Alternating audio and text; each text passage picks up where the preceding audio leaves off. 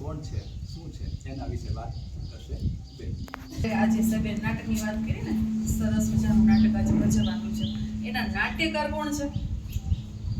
લખેલું જ છે જો અંદર, શેક્સપિયર છે ને, બરાબર. વિલિયમ શેક્સપિયર એવું આખું નામ છે. શું નામ છે? William Shakespeare. અને બહુ સરસ નાટ્યકાર હતા. અને બધી પ્રકારના નાટક, પછી સોનેટ એક અમુક પ્રકાર આવે કાવ્યની અંદર, અને સરસ મજાની વાર્તાઓ એણે લખેલી છે. તો એમાંથી એક નાટક આપણે અત્યારે જોવાનું છે. એની ખાસ શૈલી કઈ પ્રકારની હતી? તો કે એના શૈલીની અંદર કોમેડી આવતી, પછી થોડાક દુઃખ વાળા નાટકો આવતા, એટલે એને ટ્રેજેડી કહેવાય. શું કહેવાય? ટ્રેજેડી આવે, કોમેડી આવે, પછી સેટાયર આવતા, કટાક્ષ આવતા. એટલે એની ઉપર સરસ મજાના નાટકો કરતા. એ પોતે એક અભિનેતા હતા, એટલે પોતે તે નાટકની અંદર એ વસ્તુ ભજવતા. ક્યારેક ક્યારેક એ પોતે નાટકની અંદર ભાગ લેતા. અને સાથે સાથે એની શૈલી તો આપણે જોઈએ ને, વારસાની અંદર એનો પોતાના નાટકની અંદર કઈ વસ્તુ લાવતા, એ તો કે માનવ સ્વભાવને લાવતા. માણસનો સ્વભાવ કેવો છે? ક્યારેક પ્રેમથી ભરેલો હોય, ક્યારેક ઈર્ષાથી ભરેલો હોય, ક્યારેક દુઃખથી ભરેલો હોય. તો એ બધું એના નાટકમાં જોવા મળે છે. ક્યારેક હાસ્ય હોય એની અંદર, એ બધું એની અંદર જોવા મળે છે. આપણે આજે જોશું એની અંદર આપણને થોડી ઘણી બધી વસ્તુ અંદર સામેલ અંદર દેખાશે. અને એના બહુ પ્રખ્યાત એવા કોટેશન, અવતરણ જેને કહેવાય, એ અવતરણની અંદર છે. એમાં ખાસ ગુજરાતીમાં આપણે જાણીએ તો એને એમ કીધેલું છે કે આખું જે સૃષ્ટિ છે, વિશ્વ છે, એ રંગમંચ છે, અને માણસ અને જે છે એ આ સૃષ્ટિના અભિનેતાઓ છે. એ સિવાયનું એક સરસ મજાનું all is well that ends well એવું એક સરસ મજાનું અવતરણ છે. પછી છે to be or not to be. તો કઈ પરિસ્થિતિમાં મનમાં ગડમથલ હોય, મનોમંથન ચાલતું હોય, to be or not to be એ વાક્ય એને અનુલક્ષીય છે. તો ઘણા બધા કોટેશન એવા છે જે એને બહુ પ્રચલિત એના થઈ ગયા છે, જે અત્યારે હાલની પરિસ્થિતિમાં આપણને જાણવા મળે કે એ લાગુ પડે છે અત્યારે. ઘણા બધા નાટકો હતા. હેમ્લેટ કરીને છે, પછી મર્ચન્ટ ઓફ વેનિસ છે, ઓથેલો છે, પછી સરસ મજાનું એક છે મિડસમર નાઇટ્સ ડ્રીમ છે. આ બધું તમે જેમ જેમ આગળ ભણશો ને એમ તમારી અભ્યાસની અંદર આવતું જશે. એમાંનું એક સરસ મજાનું બહુ ઓછા નાટકો આ તમારી ઉંમરે ભજવાતા હોય છે. આપણી બહેનો અત્યારે ભજવવાની છે, અને એના વિશે વિશેષ માહિતી આપણને સાહેબ આપશે. વાત કરી વિલિયમ શેક્સપિયરનો, તમને પરિચય આપ્યો. બહુ મહાન નાટ્યકાર છે, વૈશ્વિક લેવલના વ્યક્તિ છે, બહુ ઊંચો આઈક્યુ ધરાવતા છે, જે દુનિયાના ટોપ 10 વ્યક્તિઓ કહી શકાય, મહાન વ્યક્તિઓ. આઈન્સ્ટાઈન છે, ન્યૂટન છે, એ લેવલના વ્યક્તિ છે. આ સાહિત્યકાર છે, પેલા બધા સાયન્ટિસ્ટ હતા, એટલે આનું પ્રદાન પણ એટલું બધું છે. અને બેને કીધું એમ એના નાટકમાં ઘણા બધા પ્રકારના ભાવ આવતા હોય છે. આપણા માનવ સ્વભાવની ઘણી બધી બાબતો એ બની જતા હોય છે. અને એના જે નાટકો છે, હેમ્લેટ છે, હમણાં બેની વાત કરીએ, મર્ચન્ટ ઓફ વેનિસ છે, અત્યારે આપણે એની વાત કરવાની છે, ઓથેલો છે, રોમિયો જુલિયટ છે, એક બહુ મસ્ત મજાનું નાટક છે કોમેડી ઓફ એરર્સ, કોમેડીનું નાટક છે. તો આ બધા નાટકો છે ને, એમાં દરેકમાં કંઈક ને કંઈક મેસેજ આપે છે. જે વાત આપણે આજે કરવાની છે, મર્ચન્ટ ઓફ વેનિસ નાટકની કથા વસ્તુ એવી છે કે વિદેશની અંદર બે વેપારીઓ છે, બે મિત્રો છે. એકનું નામ એન્ટેનિયો છે અને બીજાનું નામ બેસેનિયો છે. આ નામ આપણને તમને અજાણા પડશે, કારણ કે વિદેશના નાટકો છે, એના પાત્રોના નામ છે. હવે એ બે મિત્રો છે ને, એને એમાં બેસેનિયો છે, એની પાસે પૈસા નથી, તો એના મિત્ર છે એની પાસે મદદ માટે જાય કે મને કંઈક પૈસા આપ. હવે પેલાને પૈસા એની પાસે નથી, કારણ કે એના વહાણ છે ને દરિયામાં ગયા છે વેપાર માટે, હજી આવ્યા નથી, એની પાસે પૈસા નથી. તો એને એક સૂચન કરે છે કે બીજો એક વેપારી છે ને, એ પૈસાદાર છે, એની પાસે આપણે બે જઈ અને એને વિનંતી કરીને તો પૈસા આપશે. તો કે એ બે મિત્રો બીજા એક વેપારી છે જેનું નામ છે શાયલોક, એમની પાસે જાય છે. શાયલોક એમને મદદ કરવા તૈયાર થાય છે, પણ સામે એક શરત મૂકે છે. કેવી શરત ખબર છે? કે જો સમય મર્યાદામાં તમે પૈસા પાછા નહીં આપો ને, તો સજા રૂપે શું કરશે? તો કે ઈ પેલાના શરીર બેસેનિયો એન્ટેનિયો છે, એના શરીરમાંથી 1 પાઉન્ડ માંસ લઈ લેશે, શરીર ચીરી અને માંસ લઈ લેશે. વિચારો કેવી ક્રૂર શરત કહેવાય. પેલાને તો બિચારા લાચાર છે, મજબૂર છે, એને પૈસાની જરૂર છે, એ સ્વીકારી લે છે શરત. હવે આ બાજુ એવું બને છે કે પેલા એન્ટેનિયો છે, એના જે જહાજો છે ગયા દરિયામાં, એ ડૂબી જાય છે, સમયસર પાછા નથી આવી શકતા, એટલે પૈસા પાછા શાયલોકને ચૂકવી શકાતા નથી.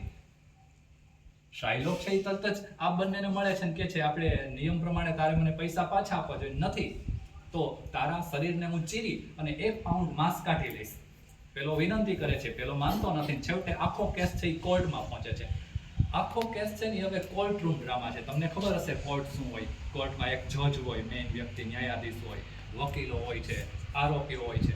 તો એ આખો કોર્ટ રૂમ સીન આવે છે અને એમાં સામસામી દલીલબાજી થાય છે. અને લાસ્ટમાં જે એક વકીલ છે પોર્શિયા, એ આ શાયલોક છે એને વાત કરે છે કે તું સમજી જા, પ્રેમથી માનવતાની રીતે સમજ. અને એ પ્રખ્યાત મર્સી સ્પીચ છે એના 4-5 વાક્યો આપણે એમાં વણી દીધા છે.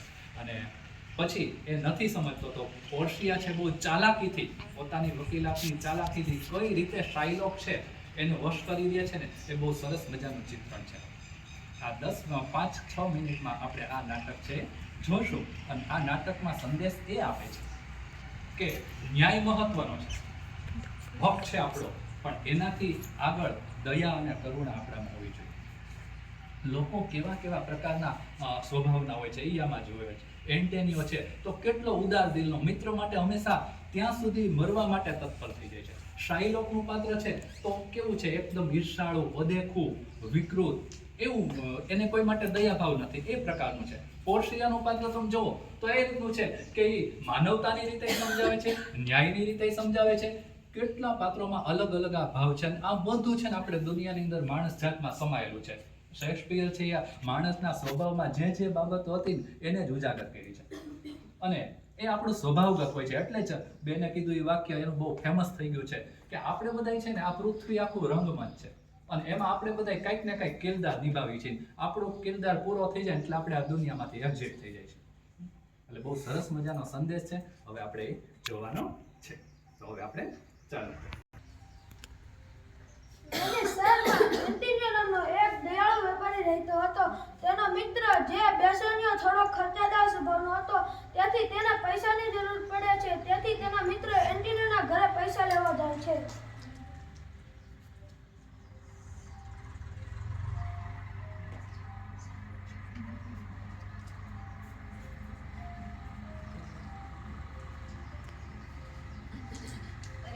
આવ મિત્ર, ઘણા સમયે જોવા મળ્યો. કેમ, શું કામ હતું?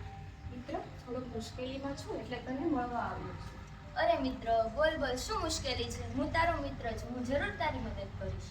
મિત્ર, થોડા પૈસાની જરૂર છે, નાની મદદ જોઈએ છે. નાની મદદનો અર્થ મોટા પૈસા હોય છે.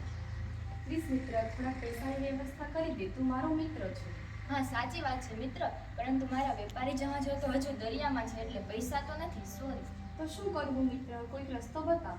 હા, એક રસ્તો છે. આપણા ગામમાં એક મોટો વેપારી શાયલોક રહે છે. ચાલ આપણે તેની પાસેથી ઉધાર લઈએ.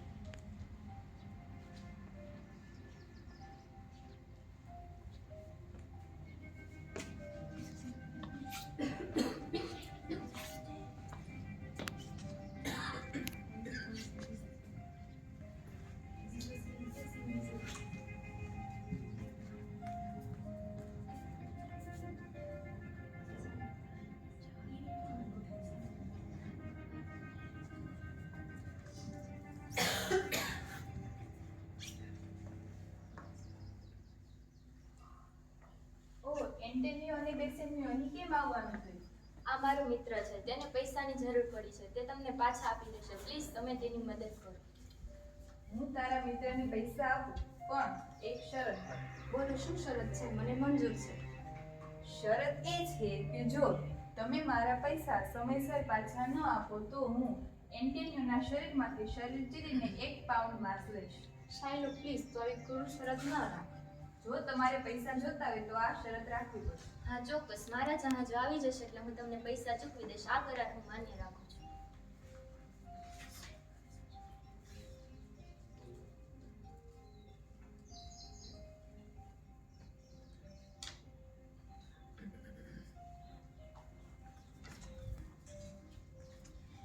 એન્ટિનિયોના જહાજો દરિયામાં ડૂબી જાય છે, તેથી પાછા આવતા નથી અને કરારનો સમય પૂરો થઈ જાય છે. તેથી શાયલોક ન્યાય માટે કોર્ટમાં જાય છે.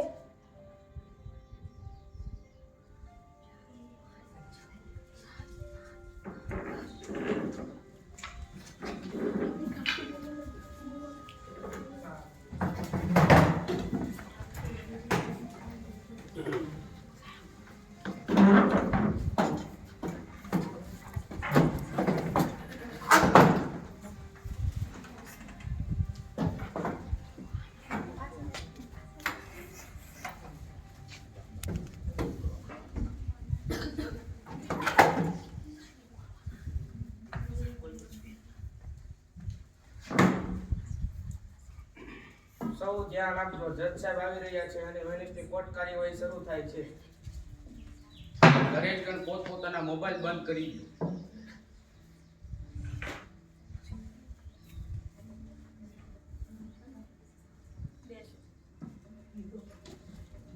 કાર્યવાહી શરૂ કરો.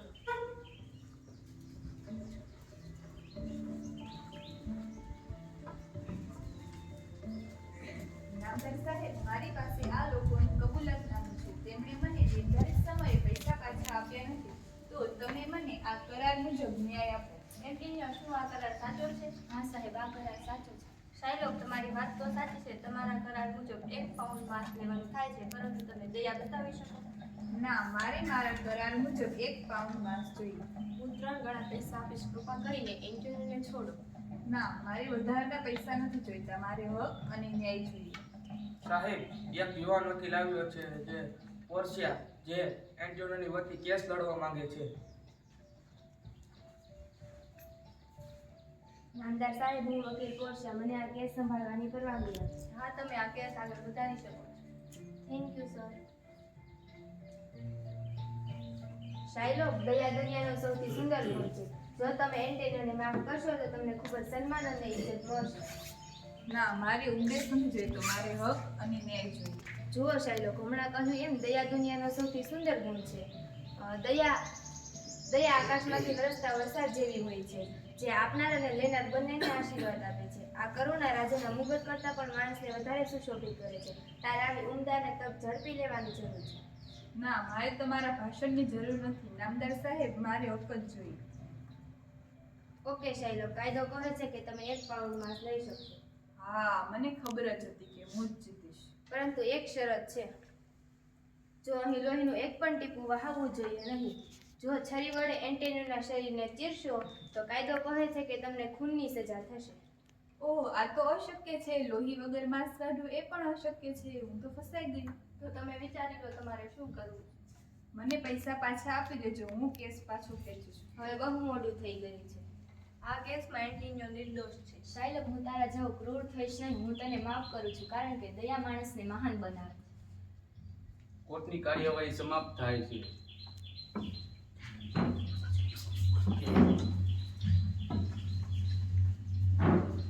ન્યાય મહત્વનો છે, પરંતુ ક્વોલિટી ઓફ મર્સી, દયા અને માનવતા માણસને મહાન બનાવે છે.